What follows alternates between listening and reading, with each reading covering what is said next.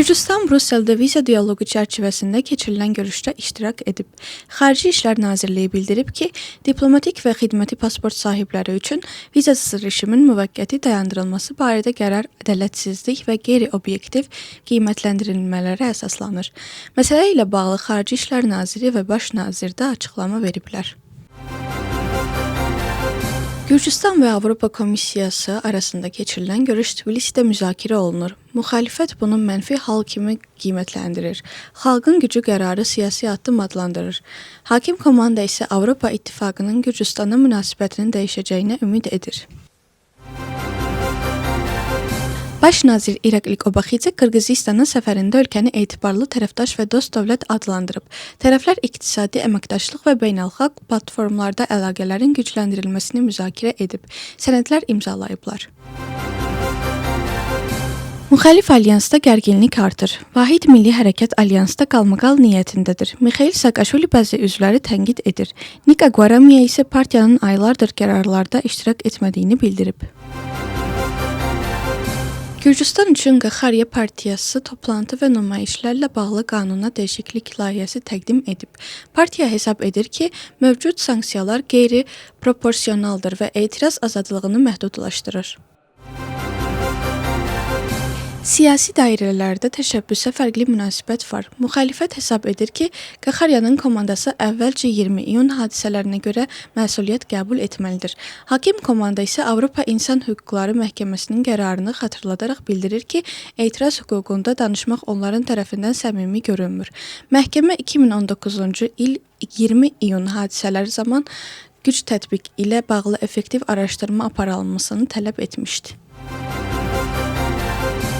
ABŞ prezidenti Donald Trump bəyan edib ki, İranla münaqişə başa çatıb və tərəflər arasında çox yaxşı razılaşma əldə olunub.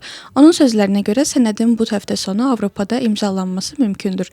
Trump bildirib ki, İran heç vaxt nüvə silahına malik olmamağı qəbul edib ki, bu da ABŞ-nin əsas məqsədi idi.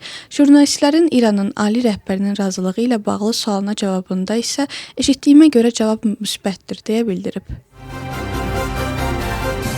İran Xarici İşlər Nazirliyinin sözcüsü İsmail Bəqai İran və ABŞ arasında mümkün razılaşma ilə bağlı yayılan məlumatların hələlik spekulyasiya olduğunu bildirib. Onun sözlərinə görə sənədin böyük hissəsi razılaşdırılsa da, yekun razılıq əldə edilməyib. Bəqai qeyd edib ki, ABŞ son mərhələdə yeni və həddindən artıq tələbləri irəli sürür. O vurğulayıb ki, İran təzyiq altında güzəştə getməyəcək və öz qırmızı xətlərində kənara çıxmayacaq.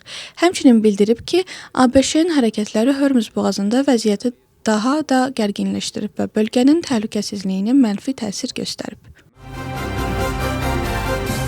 Ermənistan Baş naziri Nikol Paşinyan Rusiya günü münasibətilə Vladimir Putinə təbrik məktubu göndərib.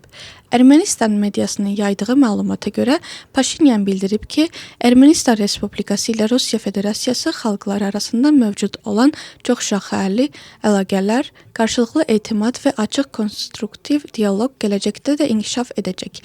O vurğulayıb ki, tərəflər bir-birinin suverenliyinə və milli maraqlarına hörmət əsasında əməkdaşlıq daha da dərinləşdiriləcək və mövcud imkanlardan tam istifadə edəcəklər.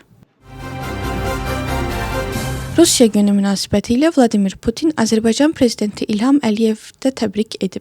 Təbrik məktubunda qeyd olunur ki, Azərbaycan ilə Rusiya arasında münasibətlər xalqları əsrlər boyu birləşdirən dostluq, mehriban qonşuluq və qarşılıqlı hörmət ənənələrinə əsaslanır.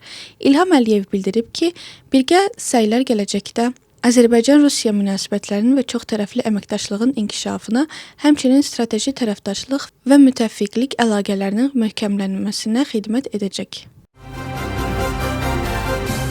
Güclü dolu Axmeta bələdiyyəsinə ikinci dəfə ciddi ziyan vurub.